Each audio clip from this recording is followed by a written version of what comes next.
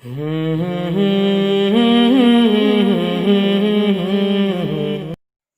अलैकुम रहमतुल्लाह। Basics of Islam में आप तमाम नाज़रीन का फिर से खैर मक़दम है। मैं आपकी दुआओं के साथ हाज़िर हूँ और आज जिस चीज़ को मैंने अपना उन्वान बनाया है वो है किसी के बारे में राय कायम करना, किसी को जज करना। इसको उन्वान बनाने की वजह यह है, दरअसल आज जब हम किसी के बारे में राय कायम करते हैं, जज करते हैं किसी को, तो उसमें जो एक सबसे बड़ी गलती हम करते हैं वो होती है जल्दी, उजलत, हाथों हाथ फ़ौरन। ये सबसे बड़ी गलती होती है किसी के बारे में भी राय कायम करने के लिए, किसी को जज करने के लिए। अगर हम किसी को जल्दी जज कर लेते हैं तो फिर उसके नुकसानात होते हैं। अगर किसी के बारे में जल्दी राय कायम कर लेते हैं तो फिर उसके नुकसानात होते हैं। किसी के ताल्लुक़ से हमने अपना जहन बना लिया होता है फ़ौरन ही, तो फिर उसके नुकसानात होते हैं, चाहे वो कोई भी हो। अगर हम किसी को, कोई हमारा दोस्त है, उसके ताल्लुक़ से जल्दी राय कायम कर लें तो पता ये चलता है कि बाद में जो हमारी राय कायम हुई हुई होती है, जो हमने उसको पहले से जज किया हुआ होता है, वो हमारा जो एक नज़रिया है, जो हमने राय कायम की हुई है, हम गलत साबित होते हैं, वो वैसा होता ही नहीं है। मसलन हम जज किस तरह करते हैं, दो लोग हमसे कुछ दूरी पर खड़े होकर बात करें, अगर उनके चेहरे हमारी जानिब, उनकी नज़रें हमारी जानिब है, तो फिर निगेटिविटी इतनी ज़्यादा है राय कायम करने के लिए। जज हम करते हैं तो उस टाइम निगेटिविटी इतनी ज़्यादा चल रही होती है कि हम ये सोचते हैं कि ये हमारे ताल्लुक़ से ज़रूर कोई ना कोई ग़ीबत या बुराई चल रही होगी, ज़रूर कुछ ना कुछ बुरा चल रहा होगा। तो पहली बात तो ये है कि जब हम राय कायम करें तो उस टाइम हमें पॉजिटिव होना बहुत ज़रूरी है, हमारा मुस्बत ख़याल होना बहुत ज़्यादा ज़रूरी है, और निगेटिविटी से हमें बचना है, मनफी ख़यालात से हमें बचना है। और दूसरा ये जो नुकसान होता है वो ये कि हम राय कायम करने में हम डबल स्टैंडर्ड भी है हमारा। हमें जो अच्छा लगता है बंदा, उसके ताल्लुक़ से जो हम राय कायम करते हैं वो अपने हिसाब से करते हैं, उसके हिसाब से नहीं कि वो कैसा है, बस ये कि वो हमें अच्छा लगता है।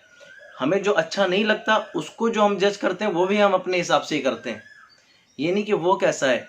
दरअसल होना क्या चाहिए, हक़ तो यही है कि अगर हम किसी के बारे में अच्छी राय कायम करें या बुरी राय कायम करें, वो उसके हिसाब से होना चाहिए। अगर वो बुरा है तो बुरी राय कायम होनी चाहिए, अगर वो अच्छा है तो उसको अच्छे तरीके से जज करना चाहिए। लेकिन जो हमें अच्छा लग रहा होता है तो उसकी बुराइयों को भी हम मतलब उसकी बुराइयों को भी हम एक कोशिश करते हैं बताने की, भाई नहीं ये तो ये अच्छा ही है, उसमें तावीलात पेश करने की कोशिश करते हैं, हम डिफाइन करते हैं उसको कि ये तो नहीं, इसके ये तो बुरा बोल कर ही नहीं सकता, ये तो झूठ बोल ही नहीं सकता, ये तो गाली नहीं दे सकता, ये तो बुराई नहीं कर सकता, ये तो किसी को तकलीफ नहीं पहुंचा सकता, क्योंकि वो हमें सही लगता है, चाहे उसने ऐसा किया हो। लेकिन हमें जो बुरा लगता हो या हम जिससे नफरत करते हो या जिससे हमारी दुश्मनी हो,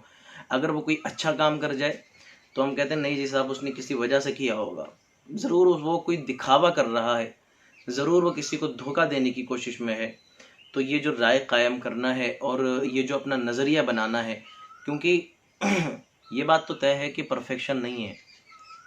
अभी जाहिर सी बात है, इंसानों से गलतियाँ होती हैं, परफेक्शन तो किसी के अंदर नहीं। लेकिन हम राय कायम करने में हमें हक़ परस्त होना चाहिए, इंसाफ की तरफ होना चाहिए, ना कि अपने ख़यालात के आदी और ना कि अपने ख़यालात के पीछे पीछे हम भागें। जिस तरीके से हमारा नज़रिया, ज़रूरी तो नहीं ना हमारा नज़रिया ठीक ही हो,